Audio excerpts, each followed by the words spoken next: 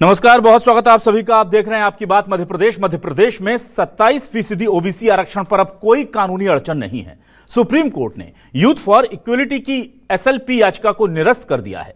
इससे पहले हाईकोर्ट में भी यह फैसला हुआ था। यानी अब मध्य प्रदेश में आरक्षण के पेच में फंसे होने से रुकी भर्तियां शुरू हो सकेंगी। क्या इसके बाद सरकार बम्पर वैकेंसी निकालेगी और क्या वो जो रुकी हुई वैकेंसीज थी उनमें ओबीसी को पूरे 27% का आरक्षण मिलेगा? आपको बता दें कि कई वैकेंसीज अभी रुकी हुई हैं। करीब 14% रिजल्ट जो है, जो अगर वैकेंसीज भरने की प्रक्रिया शुरू हुई है उनमें उसके रिजल्ट जारी कर दिए जाते हैं और 13% रोक दिए जाते हैं। यानी 87% का जो 87-13 का जो फॉर्मूला है वो लागू किया जाता है, क्योंकि पहले 14% ओबीसी का आरक्षण था, बढ़ा करके 27% किया गया, यानी कि 13% बढ़ाया गया। कोर्ट में जाकर मामला अटक गया तो 14% दें या 27% दें। पहले तो इसके चक्कर में कई सालों तक वैकेंसीज नहीं निकली, फिर वैकेंसीज निकलना शुरू हुआ तो ओबीसी को कितना दें? ओबीसी को 14%। फिर एक नियम बना कि ओबीसी को 14% दे देते हैं, 13% पोस्ट को होल्ड कर लेते हैं। जब फैसला आएगा बाद में इसके रिजल्ट हम डिक्लेयर कर देंगे। तो यह बड़ी तादाद में ओबीसी के अभ्यर्थियों के लिए राहत भरी खबर है। पर सरकार इसके लिए कितना तैयार है और सरकार क्या बहुत तेजी से ये जो बैकलॉग है इन्हें पूरा कर देगी और क्या बंपर भर्तियां निकलेंगी और ओबीसी को उसका सीधा फायदा होगा? इन्हीं मुद्दों पर आज करेंगे आपकी बात।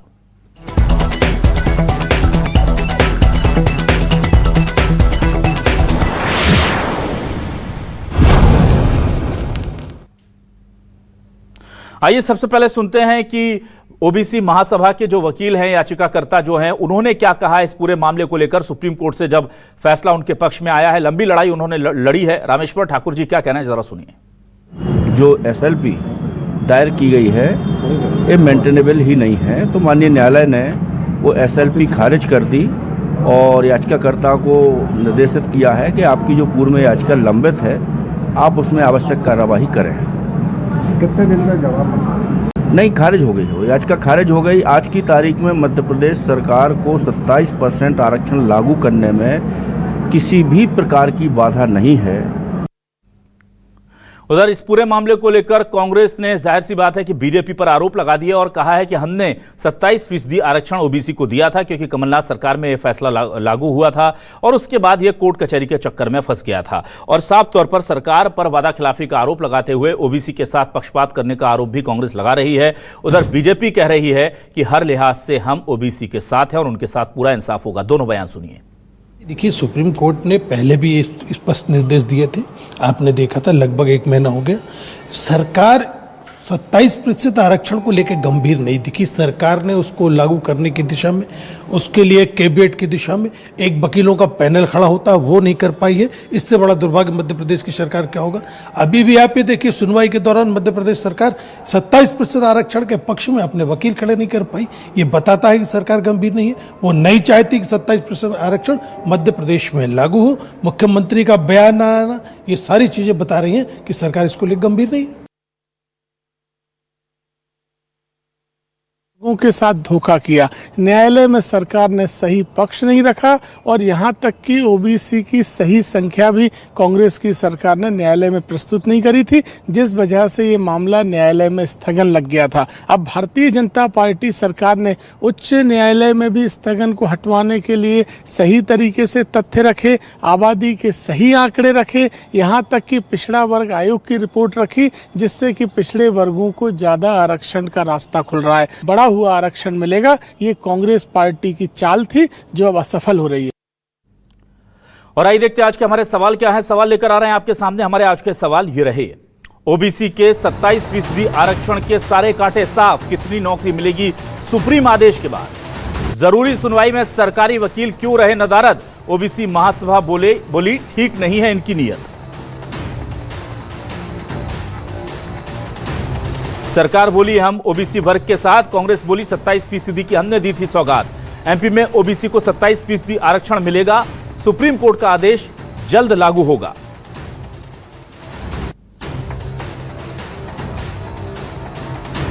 आइए सीधे रुख करेंगे हम अपने खास मेहमानों का। मेरे साथ आज कांग्रेस से वरिष्ठ नेता प्रवक्ता अमित चौरसिया जी जुड़ गए, उनका स्वागत करूंगा। और खास तौर से आज हमारे साथ जुड़े हैं वरिष्ठ अधिवक्ता रामेश्वर सिंह ठाकुर। इस पूरी लड़ाई को उन्होंने हाईकोर्ट से लेकर सुप्रीम कोर्ट तक लड़ा है।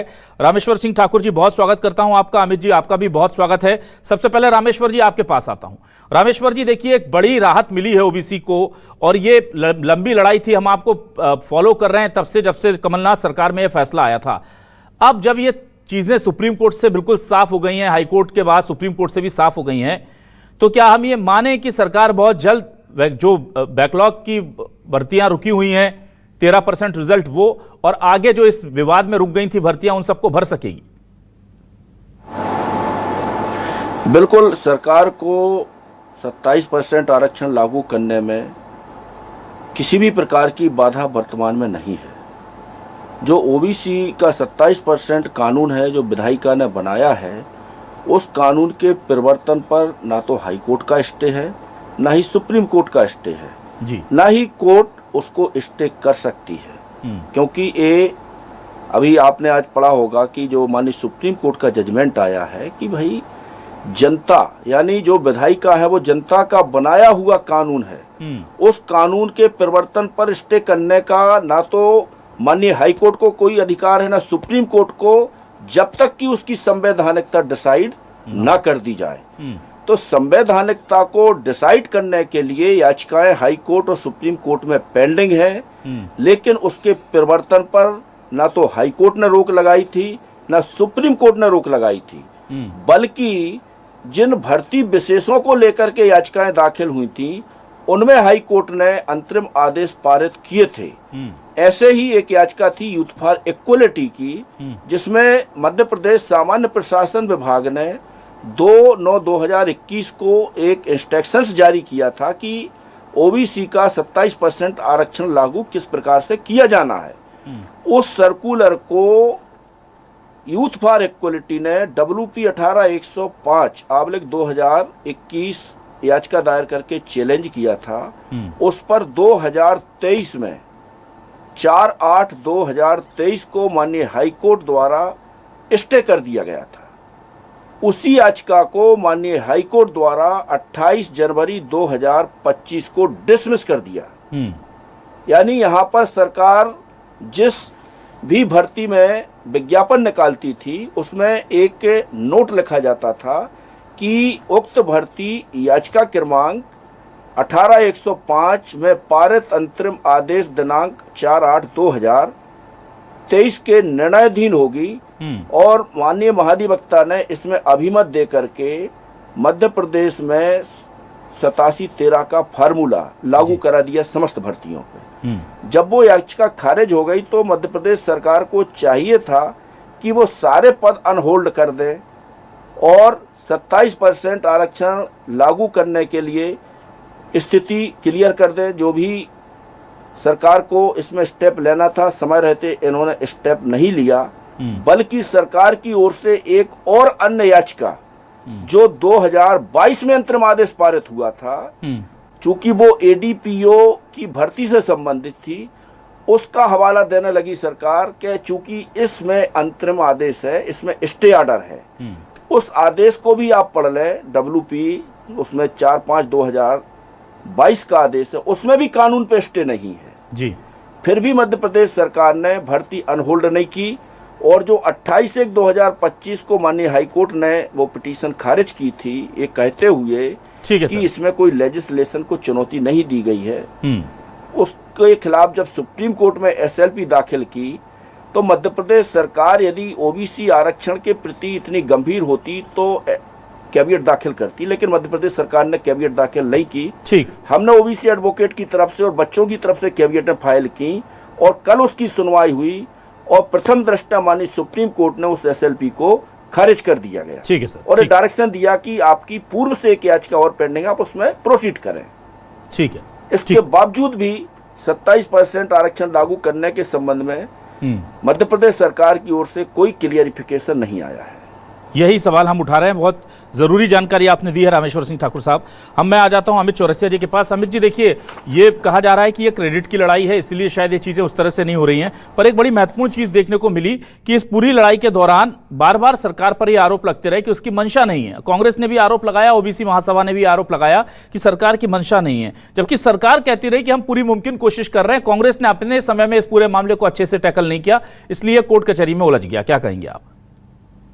जी नमस्कार अभिलाष जी। और मैं समझता हूं कि मुझसे ज्यादा तो आप इस विषय को बहुत अच्छी तरीके से समझते भी हैं और देख भी रहे हैं और कवर भी करते चले आ रहे हैं जी। मध्य प्रदेश में भारतीय जनता पार्टी की जो सरकार है वो क्रेडिट के लिए नहीं, उसकी नियत ही नहीं है अभिलाष जी। उसकी नियत साफ नहीं है आरक्षण को लेके। ये आरएसएस के द्वारा पोषित, विचारधारा के द्वारा पोषित भारतीय जनता पार्टी जो शुरू से आरक्षण विरोधी सरकार रही है। और ये आरोप हम इसलिए नहीं लगा रहे हैं कि ये एक राजनीतिक विषय हो गया या विरोध में हमको विरोध करना है। मैं प्रमाण, अर्जुन सिंह जी ने मंडल कमंडल आयोग के सिफारिशों को लागू करके रामजी महाजन आयोग का गठन करा। दिग्विजय सिंह जी की सरकार बनी, 14% आरक्षण पिछड़ा वर्ग को दिया गया। 2003 में जब दिग्विजय सिंह जी की सरकार जाने वाली थी तब 27% आरक्षण का पूरा मसौदा तैयार करके दिग्विजय सिंह जी गए। हमारा उस समय चुनाव में वादा था 2003 में कि मध्य प्रदेश में पुनः दिग्विजय सिंह जी की सरकार बनेगी, पिछड़ा वर्ग को 27% आरक्षण दिया जाएगा, 14% से बढ़ा के। उसके बाद से लेके आप 2003 के बाद से लेके 2017 तक उमा भारती जी मुख्यमंत्री रही, बाबूलाल गौर जी मुख्यमंत्री रहे, शिवराज सिंह चौहान जी मुख्यमंत्री रहे। तीनों पिछड़ा वर्ग से, तीनों पोस्टर बॉय रहे, लेकिन किसी ने भी पिछड़ा वर्ग को 27% आरक्षण देने की बात नहीं करी। पूरे मसौदे को ठंडे बस्ते में डाल दिया। 2017 में कमलनाथ जी आए, आते ही सबसे पहले 27% आरक्षण का लाभ दिया मध्य प्रदेश की पिछड़ी आबादी को, जो उनकी मांग, जो उनका अधिकार था। और ये कोई भीख नहीं मांग रही पिछड़ा वर्ग की आबादी, ये अपना न्याय मांग रही थी, अपना अधिकार मांग रही थी, क्योंकि मध्य प्रदेश की सर्वाधिक आबादी पिछड़ा वर्ग से आती है। और कमलनाथ जी ने उसको दिया और विधानसभा में बकायदा पारित किया। जो अभी रामेश्वर ठाकुर जी कह रहे थे कि संवैधानिक रूप से उसको लागू किया गया, विधानसभा पारित किया गया बकायदा। भारतीय जनता पार्टी के सारे विधायक उसमें मौजूद थे, उन्होंने इसमें सहमति प्रदर्शित करी। और जैसे ही कमलनाथ जी की सरकार हथियाई गई दल बल के द्वारा, लोकतंत्र का चीरहरण किया गया, और जैसे शिवराज सिंह जी पुनः सत्ता में आते हैं, सबसे पहले 27% आरक्षण पर रोक लगाने का काम आरएसएस और भारतीय जनता पार्टी चोर दरवाजे से करती है और पीआईएल दाखिल करवाती है और इस पूरे के पूरे मामले पे स्टे लेकर आती है। और किस तरह भ्रमित किया गया, ये भी रामेश्वर ठाकुर जी ने पूरे विस्तार से बताया। तो यही सामने आता है सरकार की नियत कथनी और करनी में। एक और भारतीय जनता पार्टी अपने स्थापना दिवस से बाबा भीमराव अंबेडकर जी की जन्म शताब्दी समारोह बनाने जा रही, बड़े बड़े आयोजन करने जा रही है। उन्हीं बाबा भीमराव अंबेडकर की जन्म शताब्दी। ठीक है अमित जी, ठीक है। मैं सरमन नगेली जी के पास आ रहा हूँ। अमित जी ठीक है, सरमन नगेली जी आपके पास आता हूँ। सरमन नगेली जी, देखिए, ये मैटर जितना बच्चों के भविष्य के लिहाज से जरूरी है, युवाओं के भविष्य के लिहाज से जरूरी है, उतना ही पॉलिटिक्स के लिहाज से भी जरूरी है। ऐसे में सरकार क्या कदम उठाएगी? क्योंकि देखिए बहुत सारी पोस्ट हैं जो होल्ड करके रखी गई है 13% के हिसाब से। उसके अलावा बहुत सारी पोस्ट तो निकली ही नहीं क्योंकि आरक्षण के पेच फंसे हुए थे। और सरकार ने वादा किया है, बीजेपी ने वादा किया था कि हम आएंगे तो 1 लाख नौकरियों के लगभग हम हर साल देंगे। तो ये जो चीज़ें हैं, अब क्या हम ये माने कि बम्पर भर्तियां निकलेंगी और सरकार के पास कोई प्ली नहीं होगी कि अब नौकरी क्यों नहीं निकाली जा रही है? तो ये मान लें कि मध्य प्रदेश में नौकरियों की बाहर आएगी, या फिर आपको लगता है कि जो आर्थिक स्थिति है राज्य सरकार की या जो प्रबंधन की बुनियादी दिक्कतें होती हैं उसकी वजह से अभी भी हमें देखना होगा कि सरकार किस रुख की ओर बढ़ रही? देखिए माननीय अभिलाष जी, जहाँ तक मैंने मध्य प्रदेश के मुख्यमंत्री डॉक्टर मोहन यादव जी के अभी तक के कार्यकाल को समझने का प्रयास किया है और उनके जो लगातार SC ST OBC को लेकर जो उनके बयान आते हैं, उनके ट्वीट आते हैं, वीडियो ट्वीट आते हैं, उस पर मैंने गौर किया। तो देखिए, डॉक्टर मोहन यादव जी की मंशा तो स्पष्ट है OBC को आरक्षण देने की। मैं उनकी पार्टी का या उनके सरकार का कोई प्रवक्ता नहीं हूँ, लेकिन उनका एक 15 फरवरी 2025 का एक वीडियो ट्वीट पोस्ट है, उसमें उन्होंने OBC के आरक्षण को लागू करने के लिए अपनी पूरी चिंता और गंभीरता और अपनी प्रतिबद्धता जाहिर की है। और उन्होंने GAD, लॉ डिपार्टमेंट और संबंधित विभागों के अधिकारियों के साथ में उन्होंने मीटिंग की, उसमें चीफ सेक्रेटरी भी थे और उसमें मीटिंग में उन्होंने ये एडवोकेट जनरल को भी निर्देश दिए थे उसके बाद में, और उन्होंने पूरी एक समग्र आरक्षण को, ये 27% ओबीसी जो आरक्षण है उसको लागू करने के लिए उन्होंने पहल की थी। आज ही उनका एक वीडियो पोस्ट हुआ है जिसमें उन्होंने आज फिर SC ST के लिए जो आरक्षण है उसको, जो प्रमोशन में आरक्षण अभी नहीं मिलता है उसका उन्होंने निराकरण करने की एक अपनी पहल की है कि जल्द ही हम कैबिनेट में इसको लाएंगे और SC ST को भी जो प्रमोशन में आरक्षण नहीं मिल रहा वो मिलेगा। तो डॉक्टर मोहन यादव जी की तो मंशा बिल्कुल स्पष्ट है और माननीय सुप्रीम कोर्ट की तरफ से जो एक जजमेंट आया, जैसा कि माननीय एडवोकेट रामेश्वर ठाकुर जी ने बताया है, वो उस दिशा में आगे बढ़ रहा है। अब बात आती है मोहन यादव जी के, उनके कैबिनेट की बिल पावर की। यदि वो अपनी बिल पावर का इस्तेमाल करते हैं तो जो डॉक्टर माननीय अभिलाष जी आपने कहा कि भर्तियों की बम्पर स्थिति सामने आएगी, बौछार लगेगी, तो ये मैं कह सकता हूं कि ओबीसी के आरक्षण की प्रक्रिया के तहत जो नियुक्तियां हैं उनके एडवर्टीजमेंट आना प्रारंभ हो जाएंगे, बशर्ते डॉक्टर मोहन यादव जी अपने कैबिनेट में सुप्रीम कोर्ट के जो जजमेंट है उसके निर्देशानुसार तुरंत इस पर कार्रवाई करें। ये कोई लीगल उसका अध्ययन करने के लिए या बाकी चीजों में ना उलझ जाए।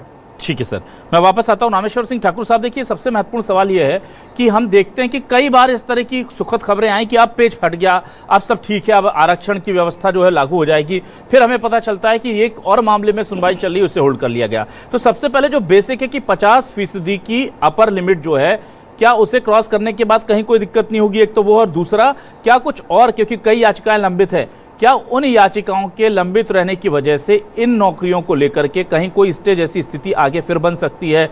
और तीसरा सवाल इसी में मैं ऐड ऑन करूंगा कि छत्तीसगढ़ में हमने देखा है कि वहां भी रिजर्वेशन को लेकर स्थिति थोड़ी गफलत वाली है, तो सारी नौकरियों पर लिखा जा रहा है कि आपकी नौकरी जो है वो सुप्रीम कोर्ट के आदेश के अधीन रहेंगी, और उसकी वजह से कई लोग जो हैं वो डरे हुए हैं कि ऐसा ना हो कि साल 2 साल बाद नौकरी चली जाए। तो ये सब बहुत सारे पेच है, क्या ये सुलझ गए हैं या अभी इसके लिए इंतजार करना होगा?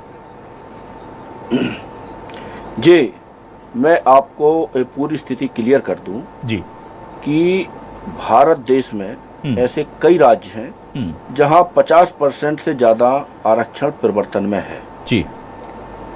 59.5% आरक्षण भारत सरकार द्वारा भी वर्टिकल रूप से इम्प्लीमेंटेशन है। मध्य प्रदेश की बात करें तो वर्तमान में मध्य प्रदेश में 60% रिजर्वेशन है ओबीसी का 14 मिला करके जी, और छत्तीसगढ़ में 58% रिजर्वेशन है, तमिलनाडु है, कर्नाटक है, तमाम राज्यों में 50% की सीमा से ज्यादा रिजर्वेशन है। क्योंकि हमारे संविधान में कहीं भी ये प्रावधान नहीं है कि आरक्षण 50% से ज्यादा नहीं होगा। ये सिर्फ व सिर्फ एक सुप्रीम कोर्ट का जजमेंट है। MR बालाजी 1963 का केस है वो, नहीं, MR बालाजी, अच्छा, 1963 आया था, MR बालाजी बनाम मैसूर राज्य। उस जजमेंट को इंदिरा साहनी में डिस्टिंग्विश कंसीडर किया है और सुप्रीम कोर्ट ने अपने इंदिरा साहनी के जजमेंट के पैरा नंबर 810 में लिखा है कि 50% की सीमा से ज्यादा आरक्षण हो सकता है विशेष परिस्थितियों में जी। अब वो विशेष परिस्थितियां कौन सी होंगी वो मध्य प्रदेश में मौजूद है। सुप्रीम कोर्ट के जजमेंट के अनुसार यहाँ पे लगभग 20 जिला और 83 ब्लॉक्स ट्राइबल नोटिफाइड हैं। यहाँ पर एसटी की आबादी आपको मालूम है कि 22% के लगभग 21.1% अभी और बढ़ गई होगी। एससी की आबादी लगभग 16% है, ओबीसी की आबादी 51% है। तो इन तीन ही कम्युनिटी की आबादी को आप कैलकुलेट करेंगे तो लगभग 87.9% आबादी होती, मोटा मोटा 88% आबादी होती है। ओबीसी कम्युनिटी 51% है, लेकिन जो 14% आरक्षण है मध्य प्रदेश सरकार ने 1994 से देना चालू किया है। इंदिरा साहनी के जजमेंट का आप अध्ययन करेंगे तो ओबीसी की 52.8% आबादी एज पर मंडल कमीशन रिकमेंडेशन सुप्रीम कोर्ट ने मान्य करते हुए और 27% आरक्षण को एफर्म किया है। लेकिन ये मध्य प्रदेश का दुर्भाग्य रहा कि 27% आरक्षण आज तक मध्य प्रदेश को नहीं दिया गया।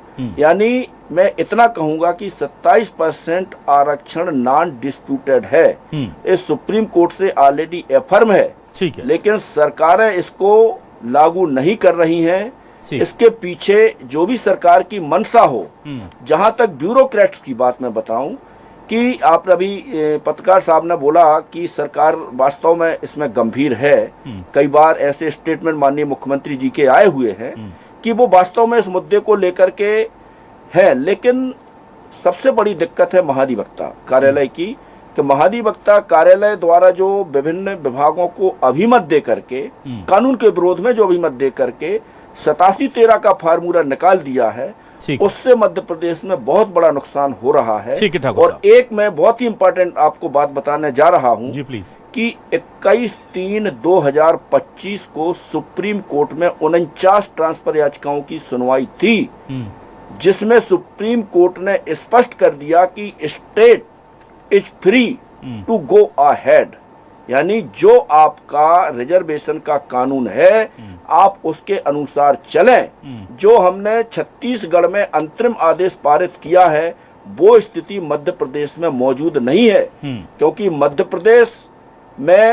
प्रदेश हाई कोर्ट ने ओबीसी के 27% आरक्षण को सेटिसाइड नहीं किया है, निरस्त नहीं किया है, जबकि बिलासपुर हाई कोर्ट ने वहां के रिजर्वेशन को निरस्त किया था।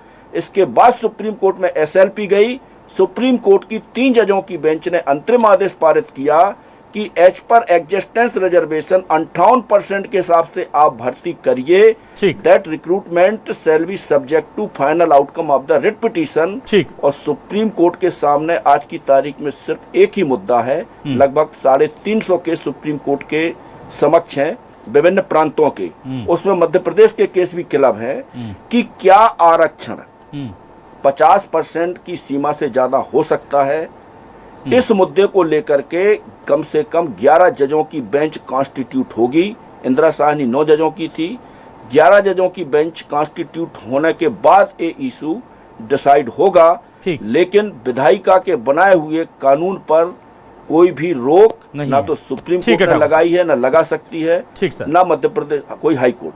ठीक है, इस बीच हमारे साथ बृजगोपाल लोहिया जी, वरिष्ठ नेता प्रवक्ता बीजेपी से जुड़ गए हैं। बृजगोपाल लोहिया जी, देखिए अब सारी स्थिति साफ है, सुप्रीम कोर्ट ने कह दिया हमारी तरफ से कोई स्टे नहीं है, आप गो थ्रू है, आप जा सकते हैं। क्या सरकार अब तुरंत जो बैकलॉग पद हैं 13% जो होल्ड किए गए थे वो अनहोल्ड करके उनके रिजल्ट डिक्लेयर करेगी, और साथ ही साथ जो नई वैकेंसी जो इस वजह से प्रभावित हो रही थी वो सामने आएंगी तेजी से, या अभी भी आप टेक्निकलिटीज को देखेंगे, लीगलिटीज को देखेंगे और उसके बाद डिसाइड करेंगे? सर निश्चित देखिए, भारतीय जनता पार्टी जो मध्य प्रदेश का और देश का ओबीसी समाज है उसके साथ है, वो प्रामाणिक रूप से है।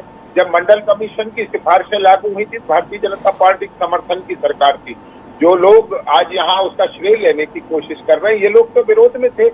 16 दिसंबर 1990 का राजीव गांधी जी का भाषण है जो ना सर, ठीक है सर, इतिहास में तो खैर हम नहीं जाएंगे, क्योंकि फिर वो कमलनाथ जी कह रहे हैं कि अभी अमित जी कह रहे हैं कि हमने दिया था, इतने साल से बीजेपी ने क्या कर लिया, तो वो तो इतिहास छोड़िए सर, हम तो युवाओं के भविष्य की बात करते हैं। आप ये बताइए कि क्या हमको जल्दी से जल्दी बहुत बम्पर वैकेंसीज देखने को मिलेगी ओबीसी को, जो सुप्रीम कोर्ट ने माननीय सुप्रीम कोर्ट ने कहा है? तो आपको ये स्पष्ट कर दूं, वैकेंसी तो बात की बात है।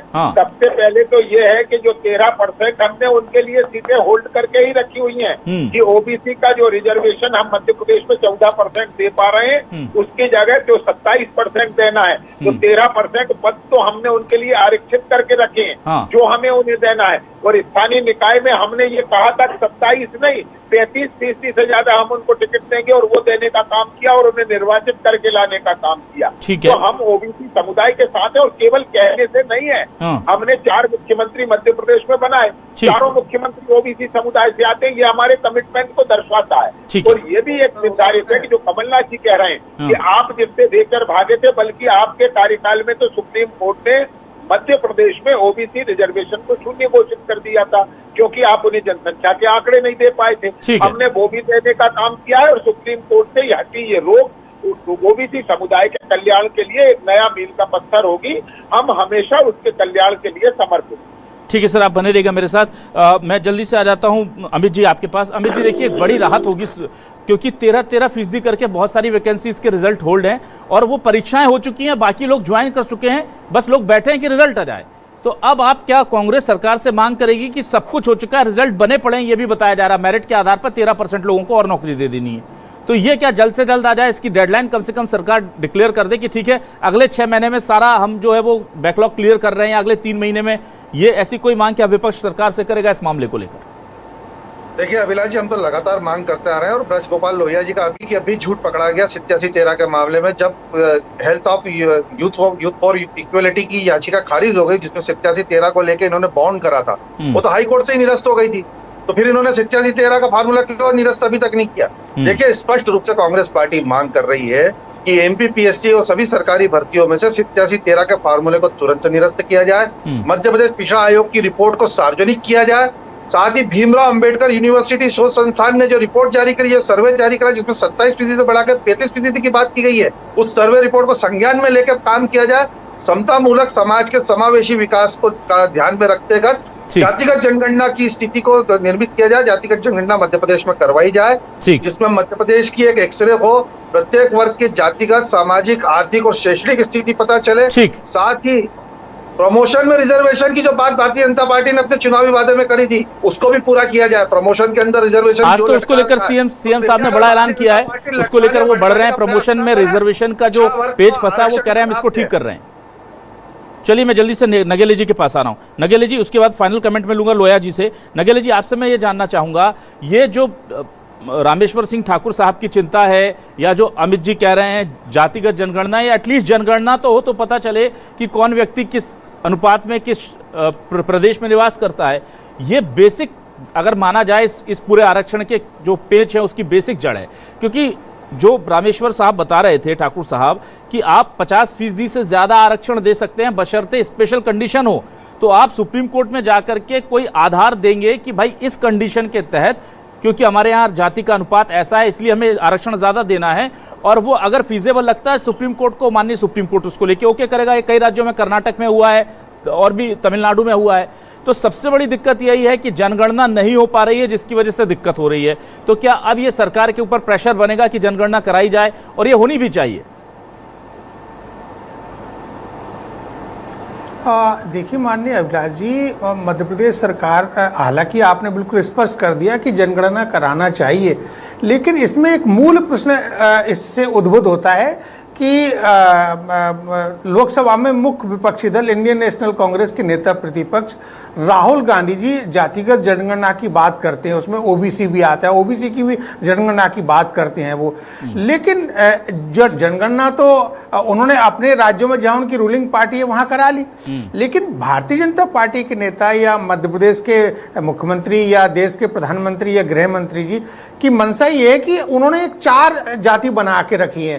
उन्होंने जो है ना, गरीब, किसान, युवा, बेरोजगार, तो उनका फार्मूला ये है। और यदि ये राज्य कराने लगेंगे तो राज्य, चूंकि मध्य प्रदेश में बीजेपी की सरकार है, तो बीजेपी की सरकार किसी भी स्टेट की वो अपनी तरफ से स्वेच्छा से या सो मोटो नहीं करा सकती जब तक पार्लियामेंट्री बोर्ड का या पार्टी के नेता का या प्रधानमंत्री जी का या संसदीय बोर्ड उस पर डिसीजन नहीं लेगा।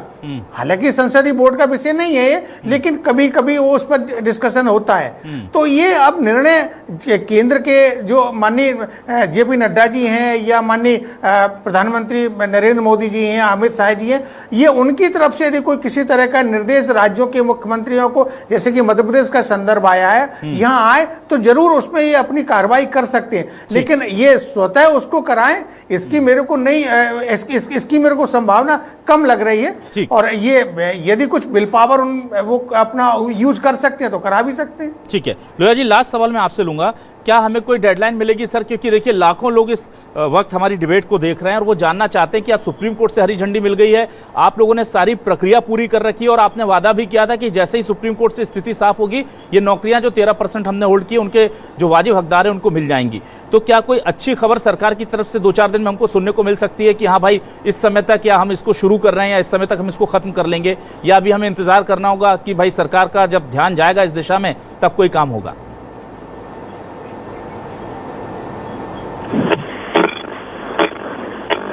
लोया जी, मुझे आपकी आवाज नहीं मिल पा रही है। लोया जी,